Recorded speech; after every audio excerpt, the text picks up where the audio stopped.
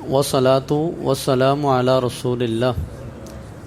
کل کے درس میں ہم نے بات کی تھی کہ بلکہ گزشتہ دروس سے ہماری بات یہ آ رہی تھی کہ رمضان مبارک کا جو استقبال ہے وہ ہمیں کس طرح کرنا چاہیے، کن کن چیزوں سے کرنا چاہیے۔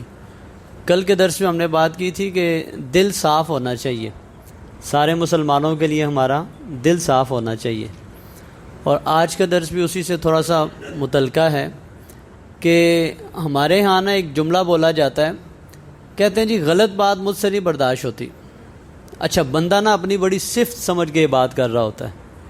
بہت اوقات میرے جیسا کوئی دین کا طالب علم جو ہے، کوئی مولانا صاحب جو ہیں، کوئی خطیب صاحب، کوئی بڑے بزرگ حاجی صاحب، وہ اپنے آپ کو یہ بتا رہے ہوتے ہیں میرے جیسا بندہ ہی کوئی نہیں، وجہ میں بڑا صاف ستھرا اور کھرا آدمی ہوں، مجھ سے جی ذرا بھی کسی کی غلط بات نہیں بیان ہوتی، یعنی برداشت نہیں ہوتی۔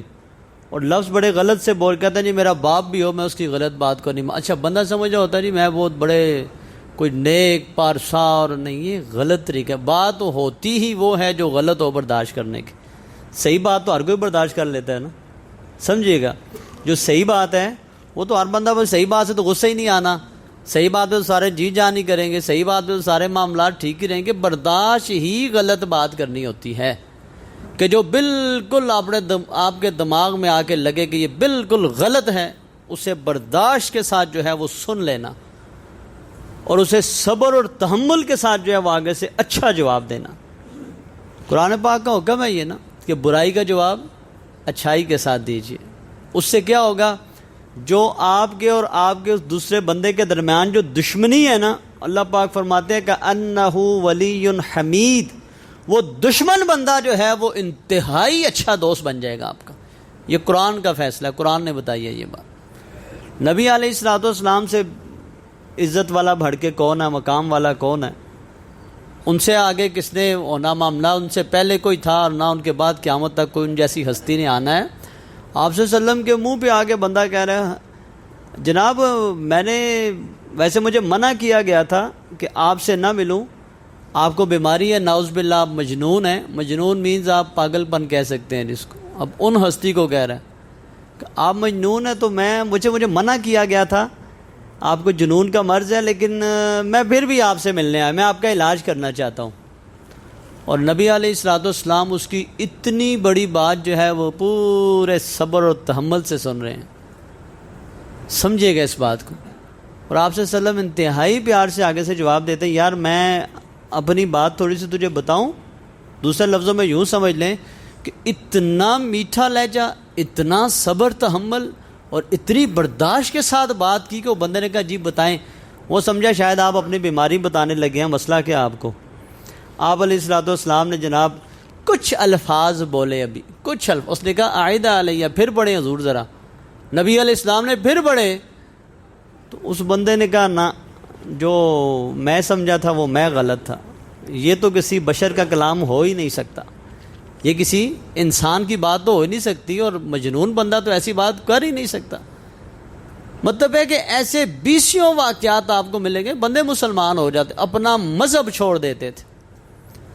ہمارے ہاں جو ہماری لڑائیاں ہوتی ہیں نا، میں سمجھانے کے لیے، مسجد کی لڑائی بھی، مدرسے کی لڑائی بھی، مارکیٹ کی لڑائی، سیاسی لڑائیاں ہماری، مذہبی لڑائیاں ہماری، اچھا نام مذہب کا ہوتا ہے، بعض اوقات نام مسجد کا، اندر سے جو ہم ایک دوسرے کے ساتھ ضد رکھتے ہیں نا، اصل اندر بات وہ ہو رہی ہوتی ہے۔ میں ایسی مسجد جہاں بیٹھا ہوں، ایک تو ہمارا کوئی مسئلہ ہو گیا تو ایک صاحب مجھے کہنے لگے، پاور والے صاحب تھے ذرا، مجھے کہنے لگے جی مجھے اس بندے پہ پہلے بھی بڑا غصہ ہے، ایک بندے کا ماہر نمازی کا نام لے کے کہتے ہیں مجھے اس سے پہلے بھی بڑا غصہ ہے، بڑی پرانی کسر ہے میرے دل میں، مولوی صاحب آپ اشارہ کریں پھر دیکھیں میں کیا کہتا ہوں۔ میں نے کہا جی یہ مسجد خدا کا گھر ہے، یہاں ضد مکانے نہ آئے آپ کسی کی، آپ کے بغیر بھی اللہ کرے گا یہ کام ہو۔ میرا منہ دیکھنا شروع ہو گیا، اور یہیں سے آ کے ہم خراب ہو جاتے ہیں۔ اچھا نام کس کا ہوتا ہے؟ وہ مسجد۔ نام کس کا ہوتا ہے؟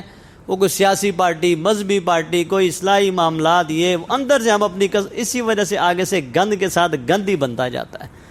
صبر پیدا کیجیے اپنے اندر، اور اللہ پاک نے اگر کوئی مقام دیا ہے، ایمان جیسی دولت دی ہے، تو آپ کا تو معاملہ کچھ اس طرح کا ہونا چاہیے کہ جیسے فطرت نے ہمیں سکھایا ہے، جس درخت کے ساتھ جتنا پھل لگتا ہے نا، وہ درخت، وہ شاخ، وہ ٹہنی اتنا ہی جھکتی چلی جاتی ہے۔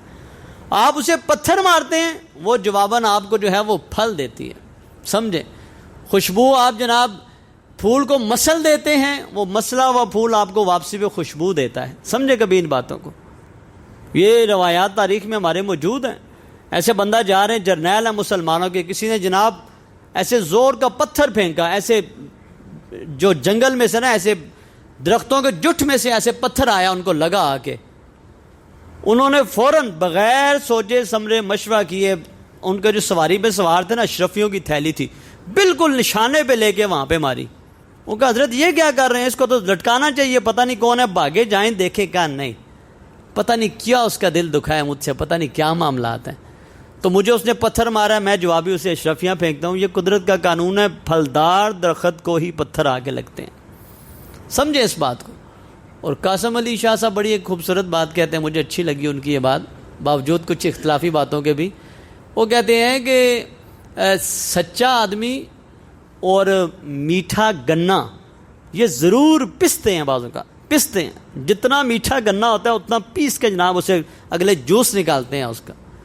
کہتے ہیں پستا ضرور ہے بندہ، لیکن اس میں پریشانی نہیں ہونی چاہیے. رمضان کے استقبال اس طرح کیجئے کہ میری طبیعت میں جو گرمی ہے نا، جو غصہ ہے اور جو بدماشی ہے، لڑائی جھگڑا، یہ وہ اپنے بھی تنگ ہے، میرے گھر والے بھی، باہر والے بھی تنگ ہیں، چھوڑ دیں یہ، اور اپنے آپ کو صرف یہ سمجھیں کہ هل اتى على الانسان حين من الدهر لم يكن شيئا مذكورا. تیری اوقات تو ایک اس ایسے پانی کے قطرے سے تیری ابتدا ہے کہ جو تیرے کپڑے کو لگ جائے تو اس میں بھی گھن محسوس کرتا ہے، نماز نہیں پڑھتا، جسم ہی نہیں پاک رہتا، کپڑا نہیں پاک رہتا. تو ایسی چیز ہے، تیرا دہر میں زمانے میں کوئی ذکر ہی نہیں تھا. یہ بے دریغ ہمیں اس چیز کے بارے میں سمجھایا گیا، بے شمار جگہوں پہ یہ چیز بتائی گئی ہے. تیری اوقات ہی ہے، پھر بڑائی کس چیز کی اور یہ عدم برداشت کس چیز کی ہے؟ برداشت کرنا سیکھیے، صبر و تحمل والے معاملات رکھیے. میں آخری بات یہاں پہ یہ کرنا چاہوں گا، شاید کسی کو فائدہ ہو جائے، کہ یہ جو سخت لہجے ہوتے ہیں نا، دل گندے، سخت لہجے، گندی زبان، ہاتھ اور زبان سے ہم تکلیف دیتے ہیں کسی کو، یاد رکھیے گا یہ تو ساتھ دروازے کے ساتھ دروازہ ہمسایہ ہے. نبی علیہ السلام کے ایک عورت کا بتایا گیا ہے، تو بڑی تہجد پڑھتی ہے، نمازیں پڑھتی ہے، نفلی روزے بھی رکھتی ہے، سارا کچھ ہی کرتی ہے، فرض تو ہیں ہی ہیں، ساتھ نفلی بھی سارے کام کرتی ہے، لیکن پڑوسی اس سے تنگ ہے، پڑوسی اس سے تنگ ہے. نبی علیہ السلام کی صحیح حدیث ہے، یہ فرمایا ہی فی النار، باوجود اس کے روزے، نمازیں، نفل نوافل سب کے باوجود جو پڑوسی جس سے تنگ ہے وہ جہنمی عورت ہے. سمجھیں؟ اور جس سے جس کا بھائی تنگ ہو، سگا، جس سے جس کے ماں باپ تنگ ہوں، جس سے جس کے رشتہ دار تنگ ہوں، یہ تو پڑوسی ہے، رشتہ نہیں ہے، دیوار کے ساتھ دیوار ہے. جو ایک ماں کے پیٹ سے پیدا ہوا ہے، جو ایک دادے کی اولاد اور ایک باپ کی اولاد ہے، وہ آپ کا نام سننا نہیں گوارا کرتا. اتنی نفرت ہے آپ کے گندی زبان اور گندے کرتوتوں کی وجہ سے. سوچئے پھر پتہ نہیں وہ شخص میں ہوں یا آپ میں سے کوئی ہے. اگر ایک پڑوسن کی زبان غلط ہے، وہ تکلیف دیتی ہے، اس کی بخشش نہیں ہے، تو میں آپ کہاں ہیں؟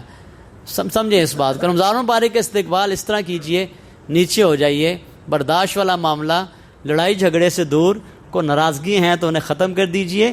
اللہ کو بڑا سمجھتے ہوئے اپنے آپ کو چھوٹا دکھا دیجئے.